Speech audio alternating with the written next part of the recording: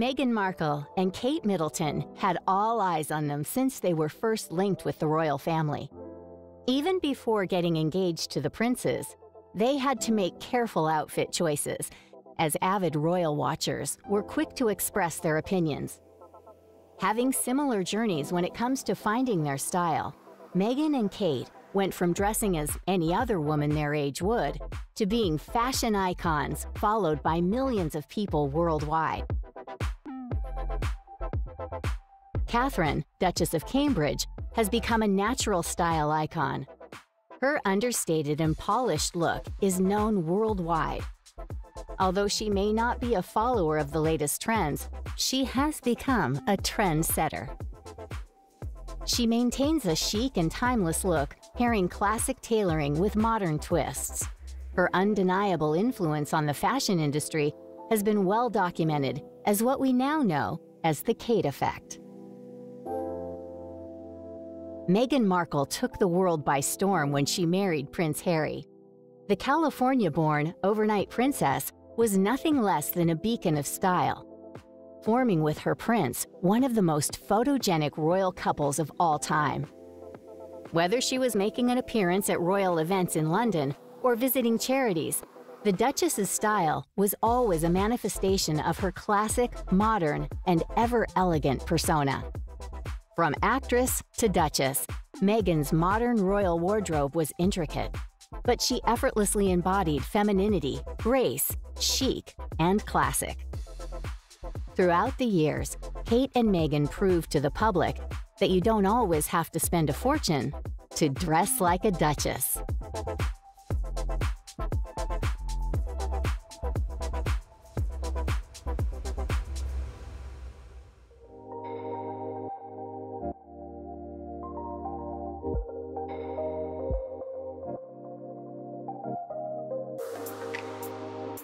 Fashion is about sort of the general concept. So when we're talking about royal fashion, what we're often talking about is the sort of rules and expectations that members of the royal family are expected to follow when they're dressing for the job.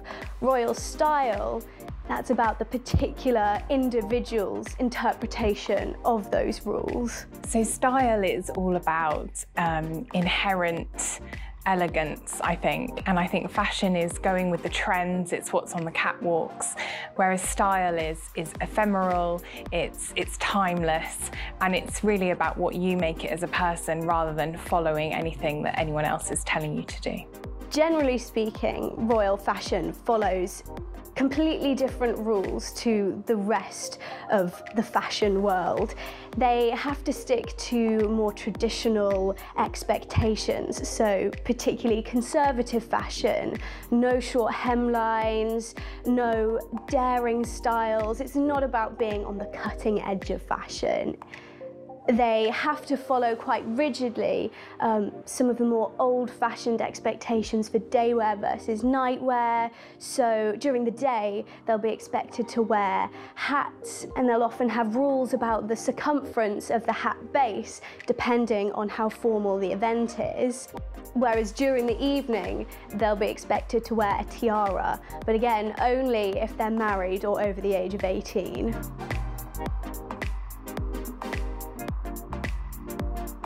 Meghan Markle became an instant international fashion icon after her engagement to Prince Harry. However, coming from Hollywood, she was no stranger to the spotlight.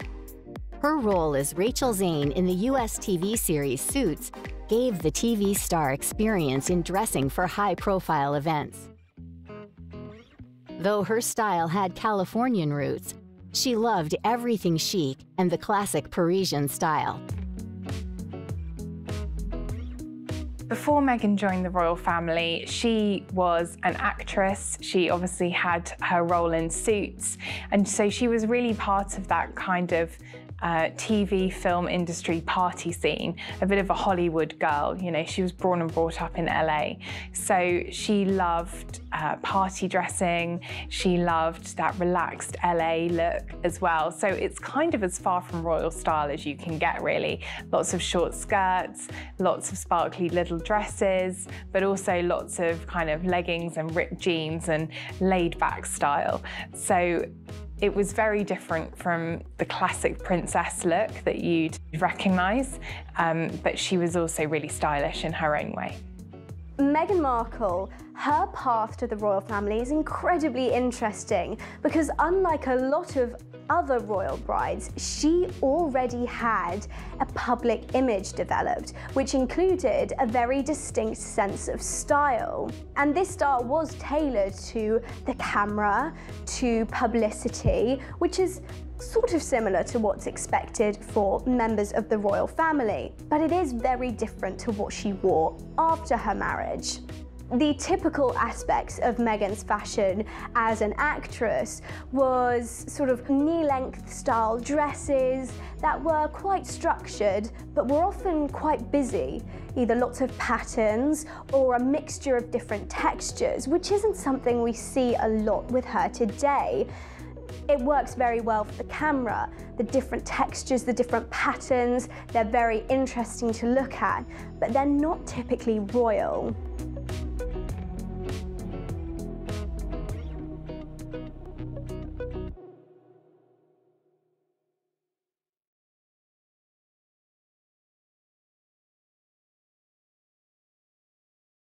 I think my favourite outfit of Meghan's has to be the ripped jeans and white shirt that she wore the first time that her and Harry were ever photographed together at the Invictus Games in Toronto.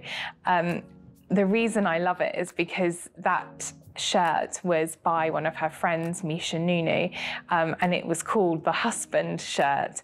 So it was just a brilliant example of the way that clothes can talk, because of course we knew that, you know, the relationship between these two was really serious and engagement was probably on the cards. And if you needed any bigger clue than that, I mean, her wearing a husband shirt makes it pretty obvious. And yeah, of course, a few months later, their engagement was announced. So I really liked that she looked very un-princess-like in that moment, but was also very firmly telling us what to expect from the future, simply through the outfit that she was wearing. Before Kate entered the royal family, she dressed as any young woman did at the time. She had quite a playful fashion sense. There was nothing that she shied away from particularly. I think Kate Middleton was a very normal girl, and I think she enjoyed fashion in the same way that any other middle-class home counties girl would. So there are pictures of her at university and she's wearing low-song jeans, she's wearing sweatshirts. And I think you can see that best with the famous runway dress that she wore at university, which is a very daring see-through dress, which was actually supposed to be a skirt, but it was Kate's suggestion to transform it into a dress.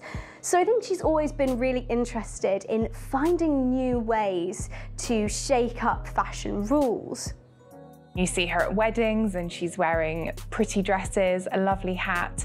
So I think that, you know, she was never obsessed by fashion, but she wanted to look good. And I think that's the sort of foundation that she had before she became a royal. When she began to take her place as the girlfriend of Prince William, we begin to see her do her own spin on royal fashion.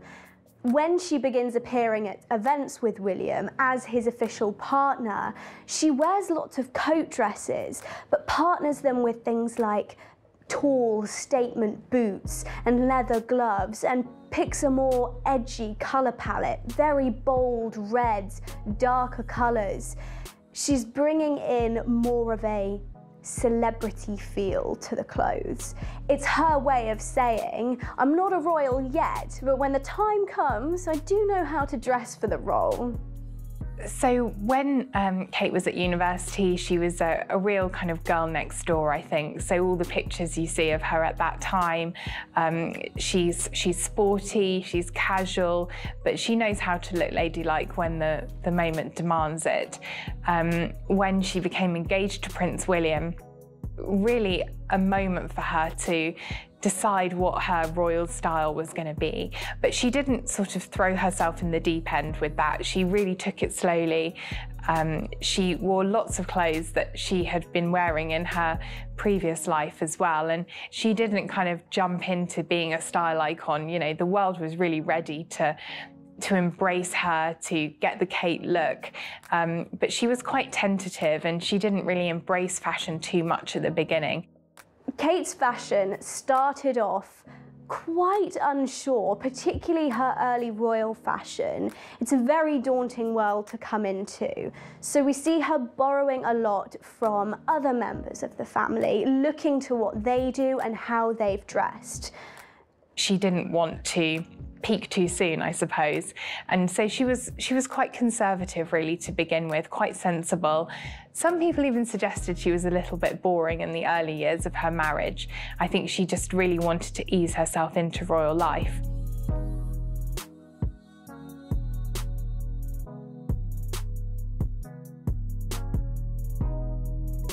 As we start to move through the 2010s, Kate becomes increasingly more sure of what the term royal fashion means to her. She starts moving away from coat dresses and finding things that work for her and speak to her personally. We start to see different dress styles make appearances at even the most formal events. It's Kate's way of bringing her personal influence into the royal family. And it's very interesting that other members of the family have started to follow her lead. I think what was really clever for Meghan is that she didn't completely change overnight. She didn't go kind of full Duchess. I think she was very determined to find her own way of doing royal dressing. So right from the off, she would wear trousers, which at the time wasn't really a done thing for royal women. But she did recognise that she had to do things in a new way. So she started wearing designs by British designers and showing kind of patriotic symbols with her clothes. So she wore kind of tartan when she was in Scotland, for instance. So she was finding a balance between kind of original Meghan style and royal Meghan style. When she became the Duchess of Sussex, and even before then, as she started to move into the royal world, she really stripped back her fashion. The foundations were still there. She didn't transform her image entirely. We see lots of her favourite pieces still, big statement coats, trousers as a key element of her wardrobe, and a monochromatic look. But it's often a lot simpler. She favours a simplicity of line, but also a slightly more conservative approach. Her dresses are always an appropriate royal length. Knee length is typical. She still remained true to herself, just with a more polished edge. I think Meghan loves neutrals because they're really what fashion girls love to wear. It's a very kind of modern, cool look, not to be wearing these kind of brash brights all the time. And so I think she really wants to set herself apart from the other royals, maybe, by wearing these more dialed down colours that are more of a fashion-y statement than buying into the sort of really bright hues that we often see royals wearing. It must be very hard to jump from the life of an adult with quite a large wardrobe as a celebrity to being a royal who is expected to have new outfits for pretty much every single occasion. I think for Meghan, Part of the way that she's adapted to this is, rather than have new dresses made for every single occasion, she has lots of pieces that can sort of be paired with new items to give the illusion that what she's wearing is brand new. These neutral pieces, they can fade into the background, so when she wears a pop of colour with them, the outfit feels new, when in reality it's not.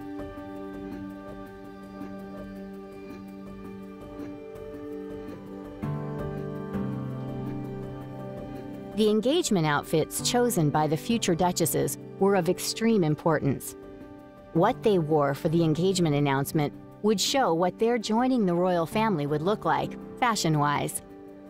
This was an essential step in defining their style and would show the world that they were elegant, sophisticated, and ready to start dressing like a duchess. Everybody knew that the engagement outfits will become iconic and memorable. It's a standard, typical night for us. It's a cozy night. It was, what were we doing? Just roasting chicken and having... Trying to roast chicken. Trying to roast a chicken. And it was just an amazing surprise. It was so sweet and natural and very romantic. On the day Harry and Meghan announced their engagement on the 27th of November 2017, Meghan noted the occasion with a gorgeous outfit, the star of the outfit being her belted coat from Line, which included a price tag of about $700, and which she wore over a dark green dress. The Meghan effect caused the Canadian brand's website to crash due to the number of people trying to access it. As they posed for engagement photos outside of Kensington Palace, fans were also focused on Meghan's glamorous engagement ring, made up of 3 diamonds, 1 from Botswana and 2 from Princess Diana's collection. It didn't take long after the pictures surfaced online for people to notice something else: her legs. More specifically, her bare legs. It was a surprise because the royal family seems to enforce a strict, unspoken pantyhose policy. But Meghan's choice not to wear pantyhose suggests her easygoing demeanor. This didn't mean she disrespected the royal dress code, just that she maintained her sense of style.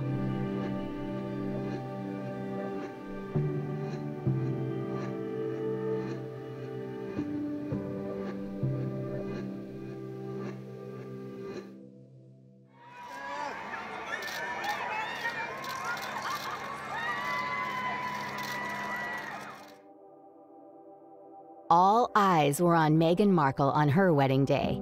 She and Prince Harry had left everyone wondering about the dress, and given Meghan's distinctive personal style, the world knew her gown would not disappoint. Although the dress was very simple in terms of design, there were no beads, there was no lace. The train was magnificent. It was something like 30 feet long. It had roses from every place in the Commonwealth. It was absolutely thoughtfully and beautifully done. Meghan was a spectacular bride, which is what we expected her to be. But what was also interesting to me was she was not interested in flash. She was not interested in upstaging anybody. She was very simple, elegant, and tasteful. This was a very glamorous woman who knows that she knows how to pull off a dress like that. Meghan was absolutely glamorous, radiant, and beautiful, no less than we expected from a Hollywood star.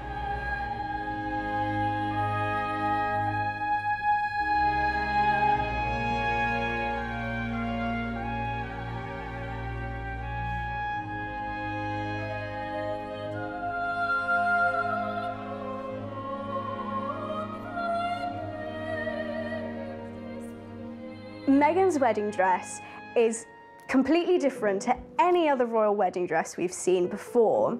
It was designed by Claire Wake Keller for Givenchy, which is very interesting. And while Claire herself is a British designer, Givenchy is a Parisian fashion house, a French designer. And so really that surprised a lot of people because traditionally, royal women will choose a British fashion house to design their wedding dress. So it was quite a statement, quite a departure from Meghan, but I think it showed how determined she was to do royal style in her own way. It is representing this fusion of British tradition with a new external influence, which is really what Meghan is within the family. I think Givenchy was an especially interesting choice because it had been one of the favourite designers of Wallis Simpson, but also of Audrey Hepburn as well. So you have this kind of incredible legacy behind it. And so for Meghan to be the new kind of famous royal woman wearing it was really interesting. The wedding dress itself was an incredibly simple design, one of the most simple royal wedding dresses we've ever seen. It's an incredibly simple dress, especially when compared to some of the other royal wedding dresses. The real showstopper element for Meghan's wedding look was her veil, which actually took longer to create than the wedding dress itself.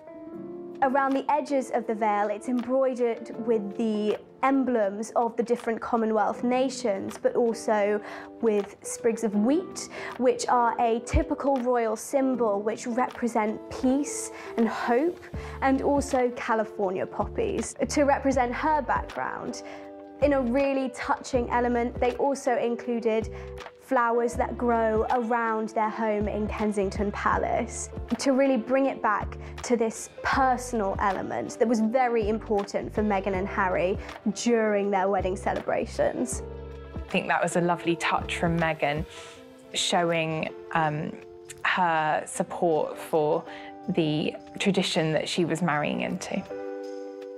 You're obviously going to enter this family. William's mother was this massive, iconic figure, the most famous figure of our age. Is that worrying? Is that intimidating? Well, obviously it'd be, I would love to have met her. And she's obviously, she's an inspirational woman to look up to. You know, it's a wonderful family. The members who I've met have achieved a lot.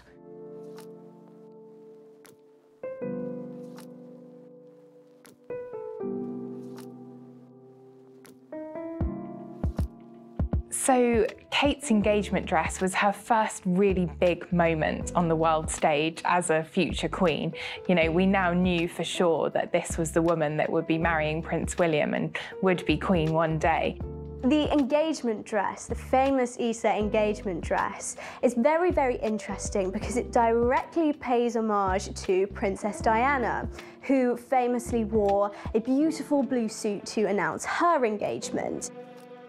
It also beautifully complements her sapphire engagement ring, which of course was also owned by Princess Diana.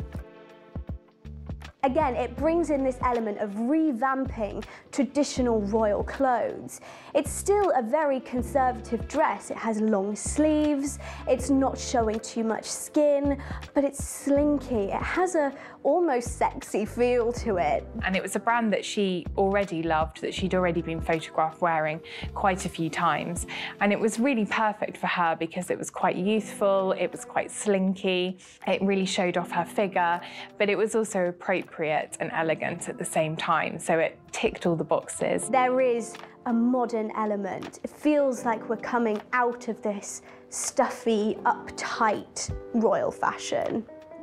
And so, of course, as soon as everyone saw Kate wearing this dress and they discovered where it was from, they wanted to buy it too. So it was sold out almost immediately, and copies were also made. So there was a real rush on to create different versions of Kate's dress. And even today, designers are still copying it and people bring out new versions of it. So I think it's become a really iconic dress that says so much about who Kate was and who she is even still now.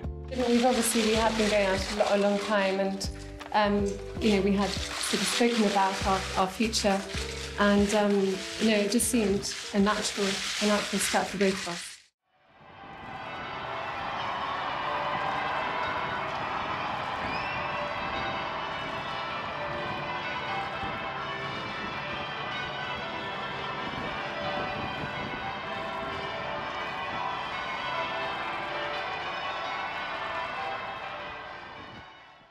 Kate's wedding dress was absolutely spectacular. It was a design by Sarah Burton for Alexander McQueen, and actually it was a very brave choice for Kate. I think everyone until that point had viewed her as quite a conservative dresser, quite safe. Everyone thought she'd choose something maybe quite pretty, quite sensible. But she really stepped up with her wedding dress choice and chose one of the most exciting British fashion houses of the moment, Alexander McQueen, a brand that had been known for some really quite daring and spectacular fashion shows in the past. Kate Middleton's wedding dress is possibly the most famous wedding dress in the world. It's really beautifully created and really borrows from historical designs. Kate has a degree in art history, so I feel like she would be very aware of these historical fashion styles. It featured a lightly boned bodice that was ever so slightly padded at the hips to make it seem more corseted. It also borrowed from the likes of Grace Kelly's wedding dress with the beautiful lace bodice.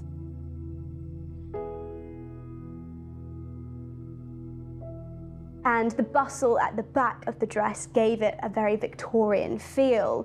But it was also distinctly modern and had an almost casual element to it. Her half up, half down hairstyle and the slightly plunging neckline gave it a little bit of celebrity sparkle. And you could really see in the design of the dress what a collaboration it had been between the Duchess-to-be and the designer Sarah Burton. It was a beautiful dress for a really special moment in British history. The lace was hand-worked using a traditional Irish technique by members of the Royal School of Needlework. And it had flowers from all over the United Kingdom, from shamrocks to roses. Holding her veil in place, Catherine wore the diamond halo tiara lent to her by Queen Elizabeth II.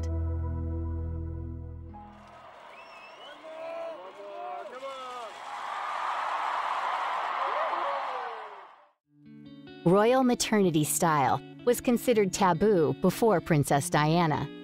She was the one who wore baggy clothing, but was not afraid to let her bump show during both her pregnancies, adapting her style and outfits to her growing bump. The 15th of October 2018 was another significant day in royal history. Just before Meghan and Harry began a tour of Australia, they revealed some exciting news. Meghan was pregnant with their first child. Already a style icon, all eyes would now be on her maternity style. For her first pregnancy, as well as the two others that followed, the Duchess of Sussex's baby bump fashions remained effortlessly elegant and chic as ever. Meghan announced that she was pregnant just as she was landing in Australia for a very big tour, and I think as the tour went on you slightly saw her belly growing and she would be touching it, and at that point she would be wearing non-maternity clothes, and I think lots of women really like that because you don't always have to just wear maternity specific styles when you're pregnant, so I think lots of people liked that. Meghan really wasn't afraid to show off her bump as well, so she wore some quite bodycon, quite slinky dresses during her pregnancy, but at the same time she also wore kind of big billowing long dresses as well. She had a real variety of maternity styles and really dressed for whatever occasion she was going to. One theme that I find really interesting is Meghan adopted a lot of patterns, specifically natural patterns, for her visit to Bristol in 2019 when she was pregnant with her son. She opted for an Oscar de la Renta dress that was covered with animals and flowers. Another way that she kind of avoided traditional maternity dressing was by wearing lots of vintage during her pregnancy. So she had these trapeze-style coats that covered the bump but were 1960s couture creations. So it was a very clever way to dress for the moment, but in a very high fashion way.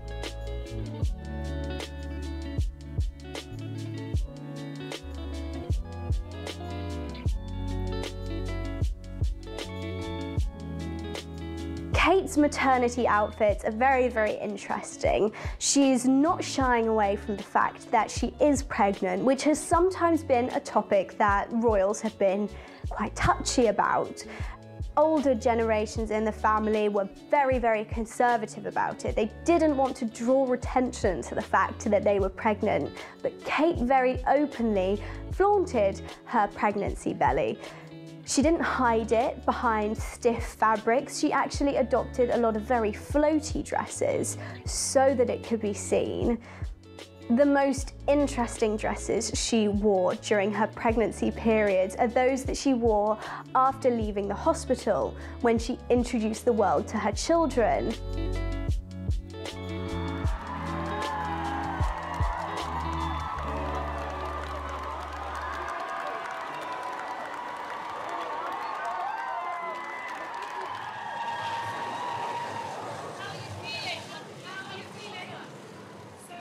These 3 dresses were all made by Jenny Packham, who is a designer she trusts a lot. And what's really interesting about them is they all seem to have a Diana-esque quality to them. And the red dress that she wore for the birth of Prince Louis is almost a direct copy of the dress that Diana wore to introduce Prince Harry to the world.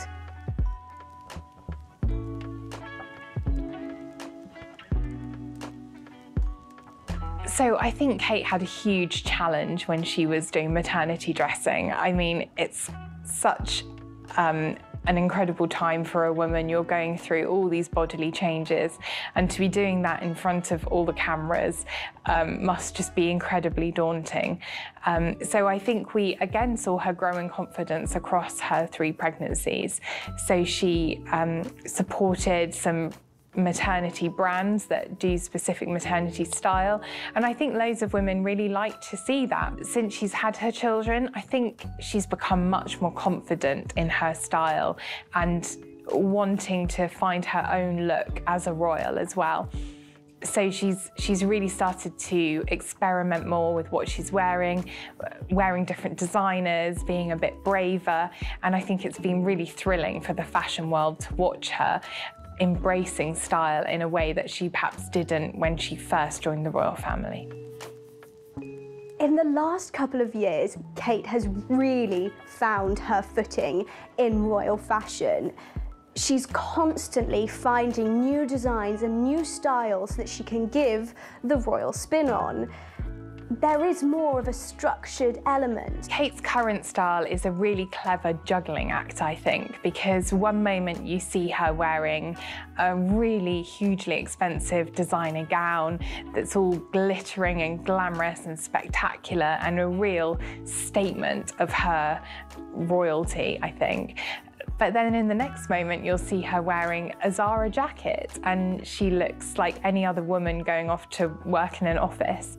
So I think she gets this really clever balance between the regal aspect of her life and wanting to remind everyone that she's also quite a down-to-earth mum as well. Kate has come into her own in the royal family, generally speaking, in the last few years. She's taken up more responsibilities, she's being seen more often at the front of the family. They're really introducing her to the world now as a future queen.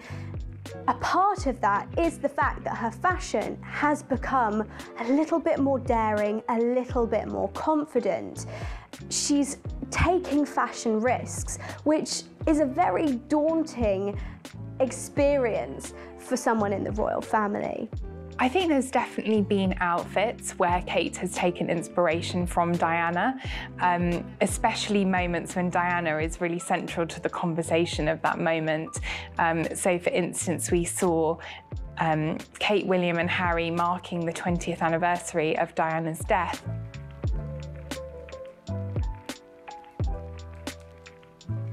At that moment, Kate wore this lovely Prada floral dress, which looked exactly like something that Diana would have worn in the early 1980s. So I think that Kate has certainly taken inspiration from Diana, but she's moved it on and she's really made her look her own as well.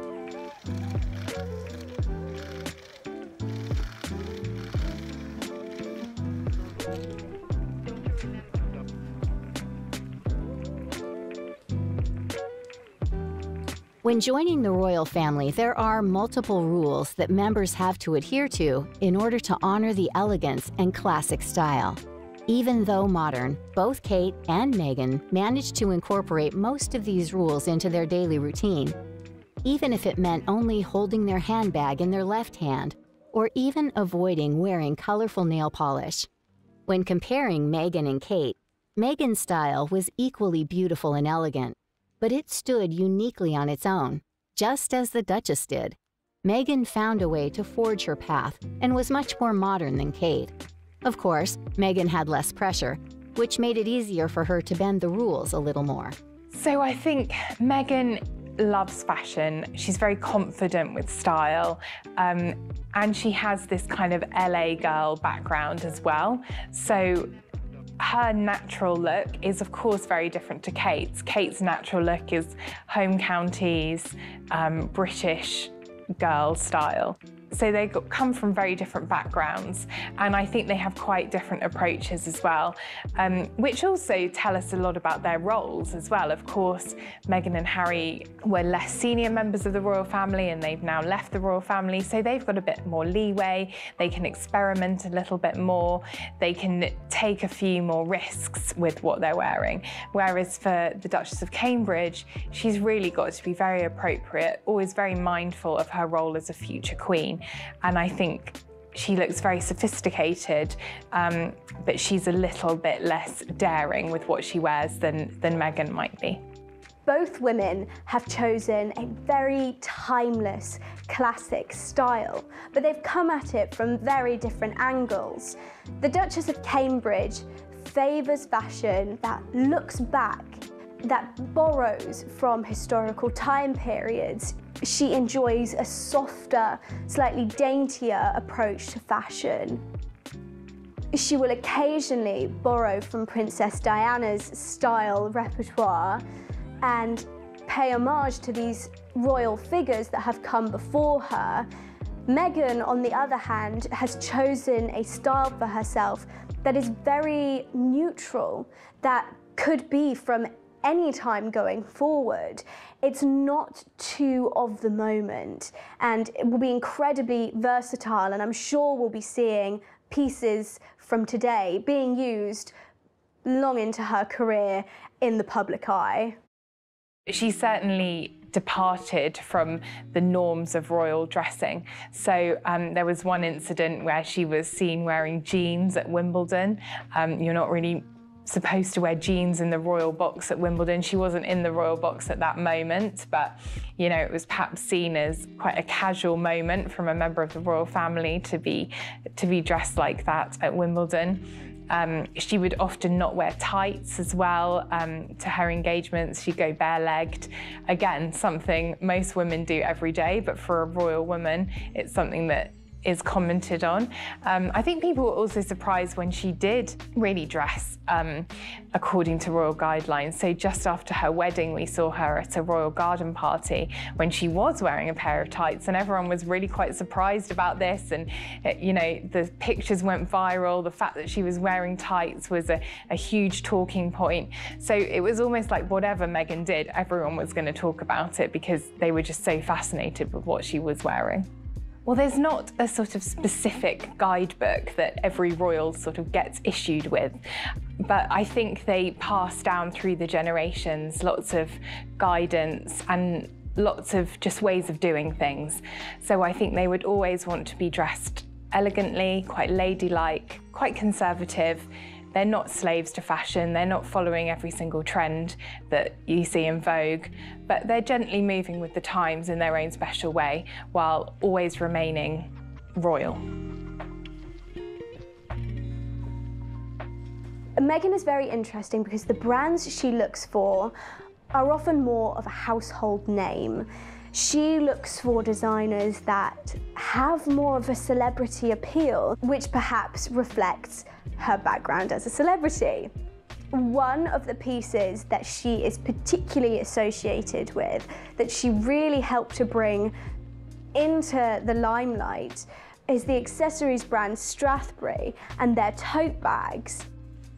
She favours quite large bags, very big statement pieces, often tote bags, that give her a kind of businesswoman feel, like she's really here to make an effort to try and make a change and do what she can with her position.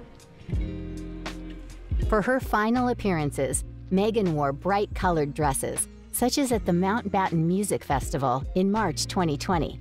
For the event, Harry wore his military uniform, and Meghan matched his red coat perfectly in a caped gown by Sophia. As with all fashion, some looks are more memorable than others. Particular looks have become absolute favorites for avid royal watchers. My favourite outfit that Meghan has worn is the beautiful red cape dress that she wore for the Mountbatten Music Festival. She attended with Harry, who was in full uniform, a brilliant scarlet uniform, and her dress matched his uniform exactly. This is something that Meghan and Harry have really adopted since leaving the royal family. The festival happened around the time that they announced their departure. It was one of their final engagements before they departed. They dress similarly to link themselves together, to give a sense of security, and that they are this individual unit that looks out for each other. This is also echoed in the famous green dress that she wore for her final royal engagement. Meghan wore a beautiful green dress, and Harry's suit was lined with the exact same fabric.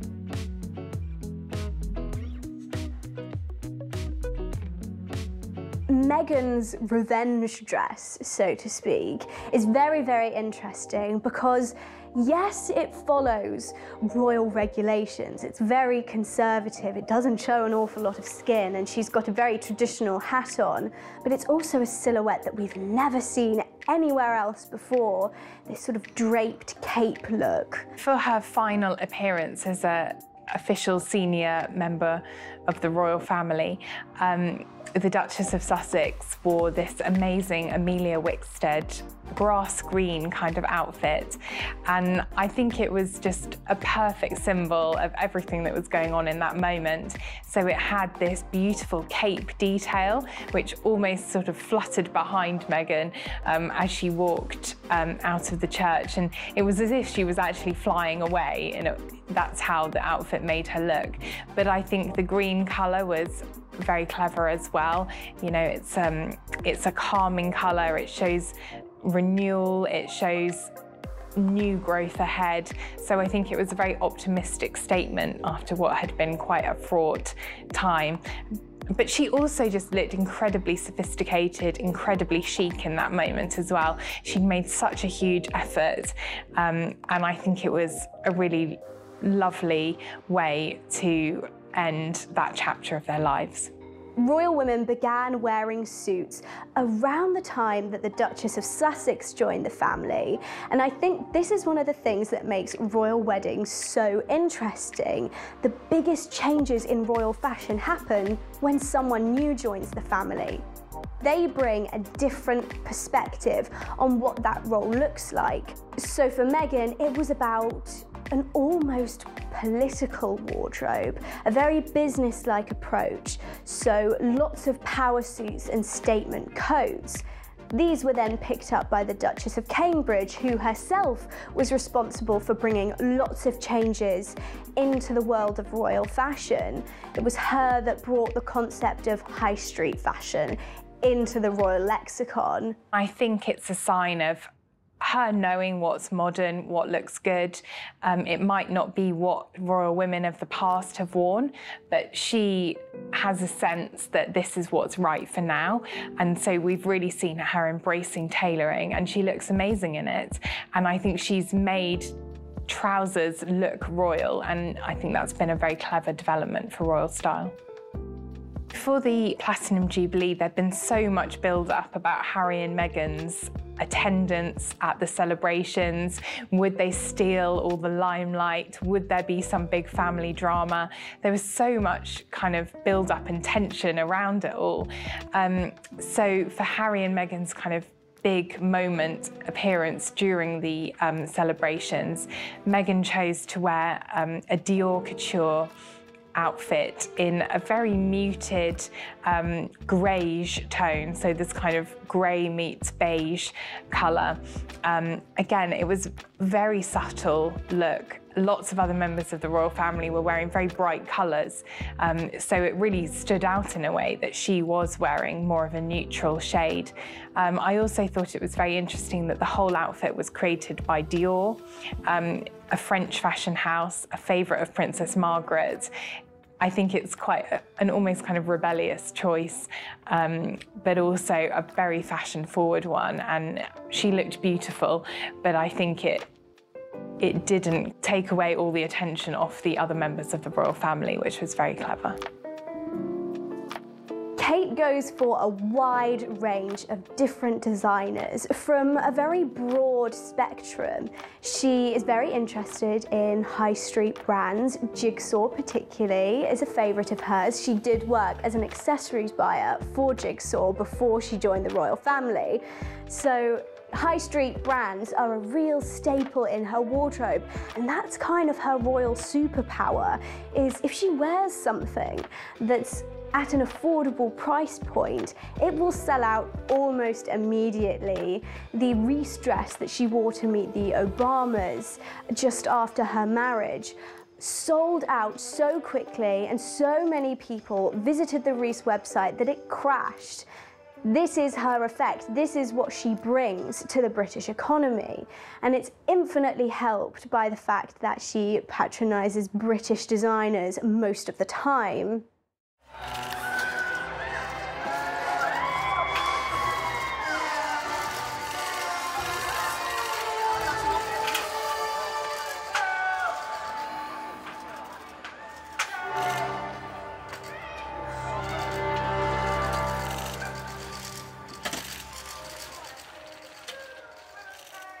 So Kate's outfit for the Bond premiere was an absolute sensation.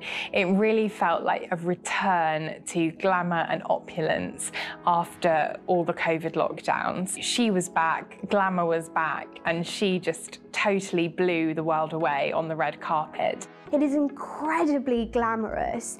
It's the closest we've ever seen to her embodying an older style of royal dressing, this height of glamour. There were some criticisms that perhaps she was doing a little bit too much with this dress, and that really, as a royal, she should be able to show up and cause a sensation just by being there, which is why I believe she took a more pared back stance for her Top Gun premiere dress. It's an incredibly simple dress with limited jewellery and limited sparkle. It's her way of saying, I can do both. I don't have to rely on my clothes to give me that wow factor. I just know how to explore my options. I've got quite a lot of outfits that I really like. I think one that really springs to mind is the emerald green vampire's wife dress that she wore on a visit to Dublin to visit the kind of Guinness storehouse in March 2020. So it was right before the lockdowns. And it was actually just such a glamorous, exciting dress. It was a real moment showing that she was ready to experiment with fashion, and she just looked so sophisticated, and it was a brand that everyone in the fashion world loved. So it showed that she was kind of tapping into fashion and what was going on in the fashion world. For the joint portrait that was recently put out for the Duke of Cambridge's 40th birthday, Kate is actually wearing one of those dresses. It's very much of the moment. It's not a timeless dress that just sort of disappears into the background of the painting. Kate has picked this with the intention of it being a focal part of the painting. She wants people to remember her in this time through this dress. It's almost her way of saying, this is my wardrobe as the Duchess of Cambridge. Kate's path to the royal family is very, very interesting. She's the first commoner member of the middle class to marry an heir to the throne. It's very, very unique, but that's what makes her interesting. As we've seen, the royal family are interested in reflecting the society that they are part of, even if they don't necessarily share those experiences.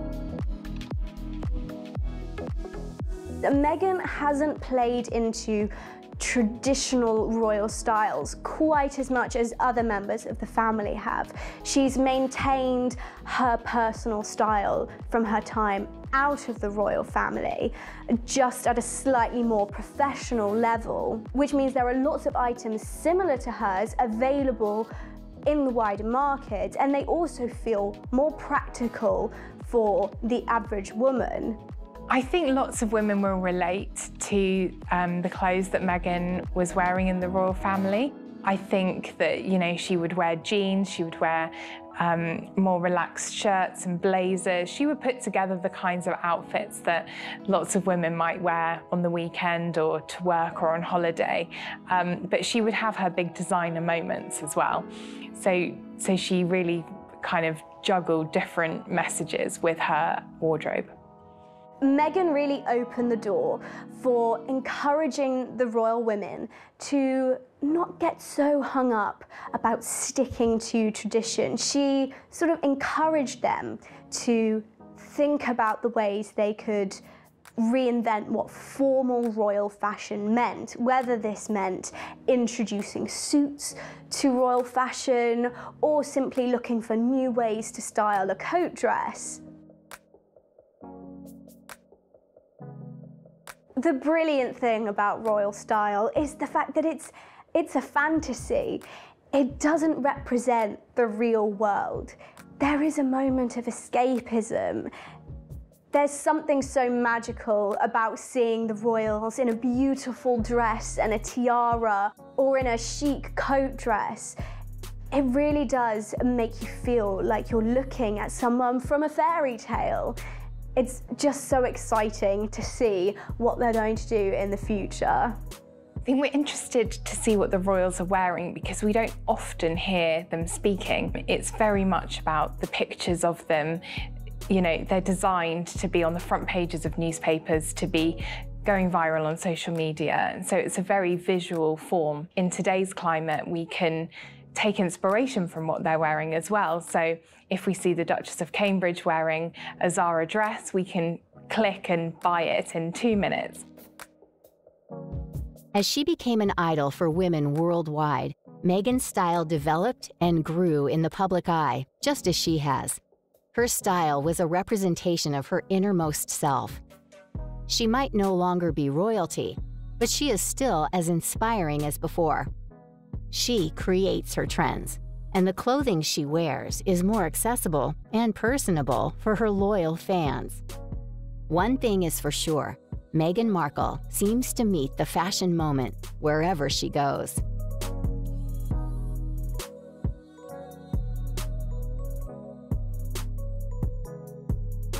Kate has a clear and defined style, the epitome of chic glamour. She carries off an effortless look that we all desire.